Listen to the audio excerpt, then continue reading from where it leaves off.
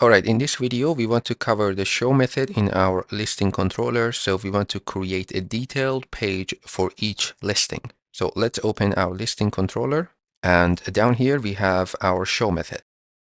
So let's just start by creating a component for it in our resources, JS, and pages, and then listing folder. I will create a new document and I will call it show.view. So let's have our script tag here and the template. For now, let's just say show.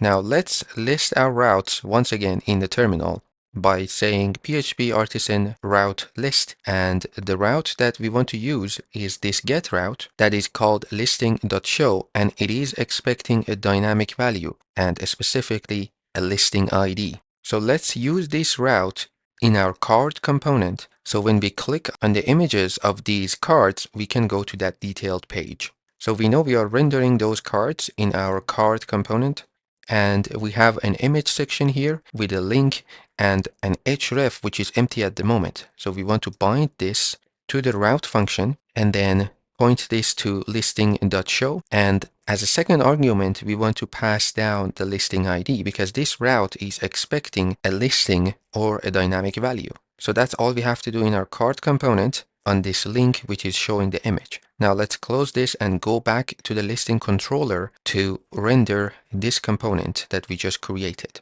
So simply we want to return inertia render and go to the listing folder and then show component. And of course we need to send this as a prop, but for now let's leave it as it is and go back to the website and click on these cards and we go to the detailed page. So this is listing with the ID of 2 and this one is the first one. So now let's send this listing as a prop to our component so we can use the properties of that listing and create our detailed page. So I'm going to pass an array here, and for the key I'm just going to say listing, and the value of course is going to be this parameter which is our listing.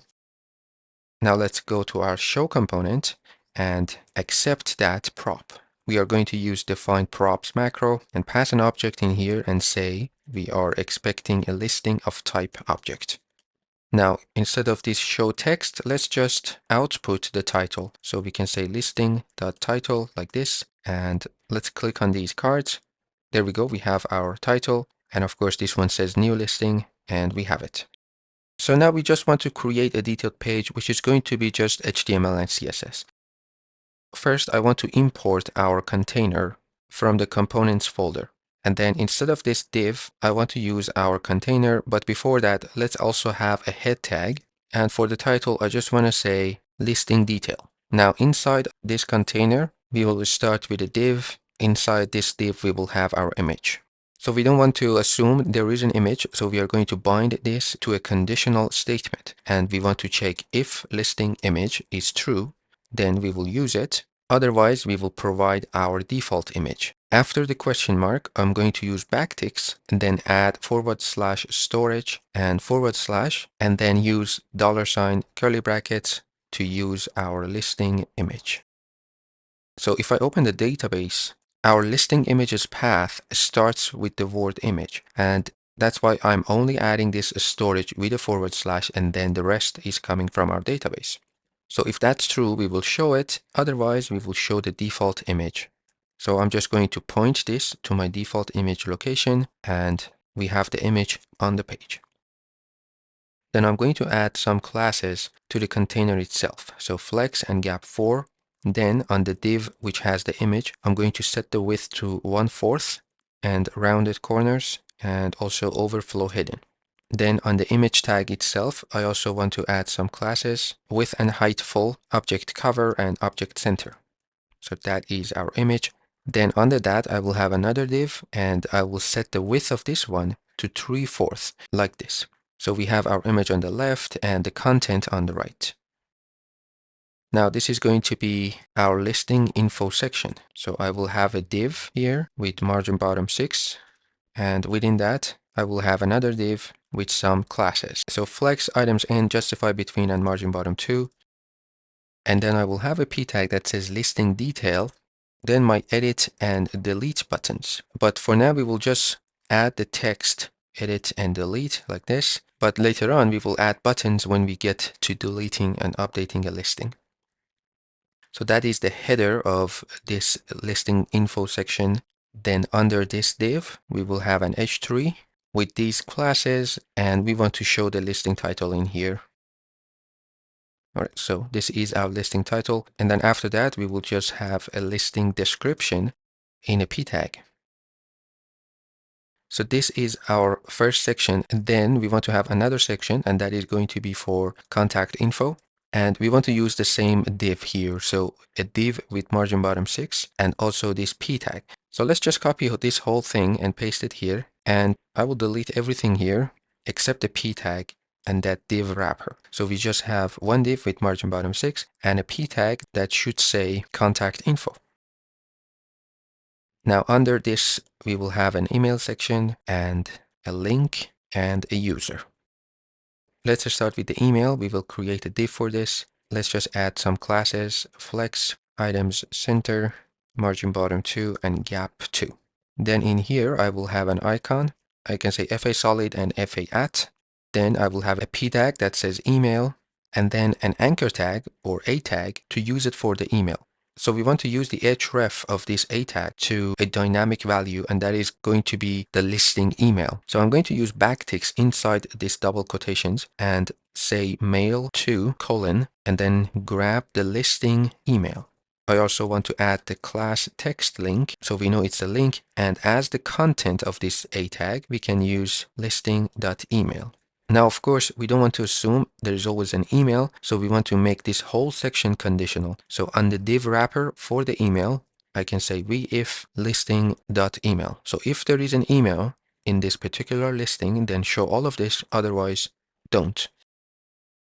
So let's take a look at it. And here we have our listing contact info. And I also want to add a margin bottom 2 on this p tag, so we have some space here.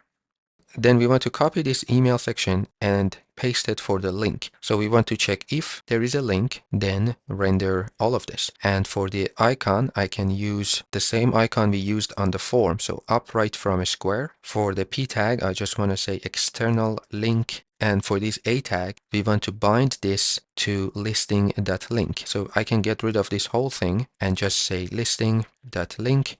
And since this is an external link, we can use the target attribute and set this to _blank, so it will open on a new tab. And of course, for the content, we want to say link.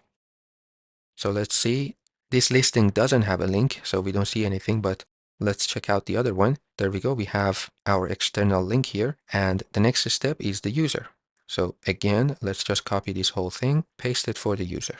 And of course, you can turn this into a component if you prefer. Now, we don't want to check for the user because we will always have a user. And for the icon, I just want to use the user icon.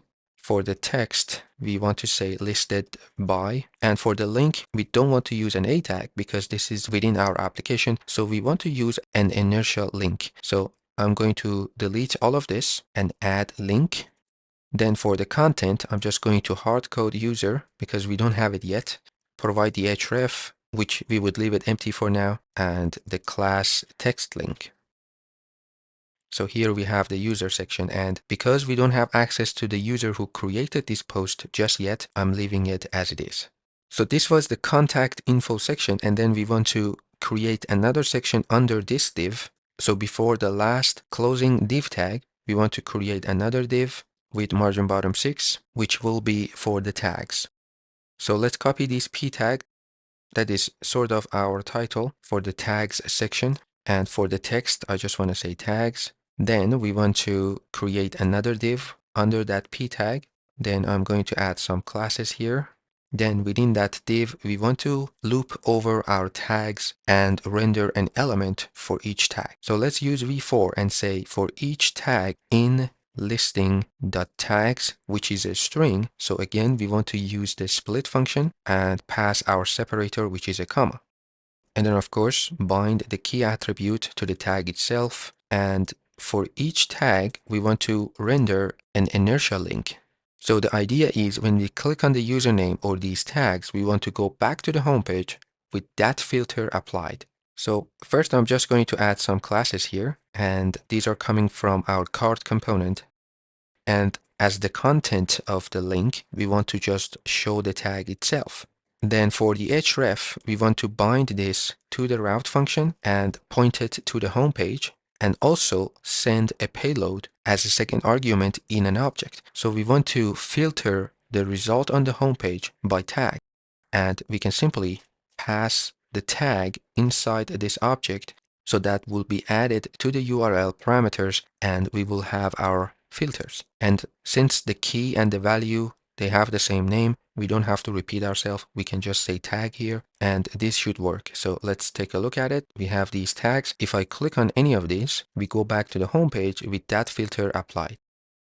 Now again, we don't want to assume all the listings have tags, so we can make this whole section conditional. So on the div that has the margin bottom 6, I can just say if listing.tags was true. And that is most of the work. So we have our detailed page, and the only thing that is left is the user who created this listing. So the easiest way is to send the user who created this listing as a prop to the show component. So in our show method in the listing controller, I can create another prop and call it user. And the value of that is going to be listing user, like this. So we don't want to provide the parentheses here because we just want the user object itself. So now let's go back to the show component, and in the script tag, we want to add user as a prop, which is going to be an object. Now let's move down to the user section, and it's down here. Instead of this hard-coded user, I can provide the double curly brackets and say user.name. And back to our website, we can see the username here, and we want to click on this and go back to the home page and see the listings by this user alone. So back to the show component, on this link, we want to bind the href to the route function again and go to the home page. And as a second argument, we want to send the payload. So the key that we are looking for is user_ID, and the value is going to be user ID. And here is the link for the username. And let me put these on different lines so it's easier to see. Let's see if this works. And if I click on this username, then we go back to our home page with that filter applied. Now, you might want to limit what you send to the front end in terms of the user object, because right now we are sending the whole user object with all its properties.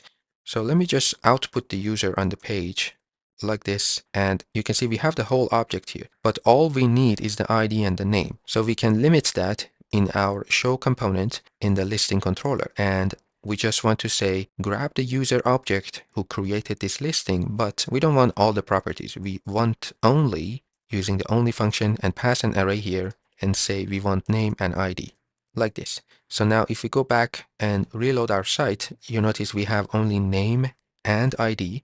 So this link would still work the same way, but now we are not exposing all the properties or all the information about this user. So I'm going to delete this from our show component because we don't need it. And we are done with the show method in our listing controller. So that was quite easy, and it was mostly HTML and CSS. Now in the future videos, when we get to edit and delete, we will add 2 buttons here to perform those actions. But just for the test, I'm going to create another listing with the other user that I have. So I'm just going to log in with this Mike user who has no listing, and then I'm going to create a new listing that belongs to Mike, and I'm going to add some tags like this just to make sure everything is working. And then I'm going to add some email and a link, for example, to Laravel website, and then provide an image and create. So of course the listing is disapproved, and we need to go to our database and set this to approved. And I can see our tags are proper. And then to the home page, we have the new listing. So if I want to go to this detail page and then filter Mike's listings, then everything works properly. So this is John's and Mike's, and we can do it with tags or searching. So everything works properly. And the next step is to work on edit and update a listing. So let's do that next.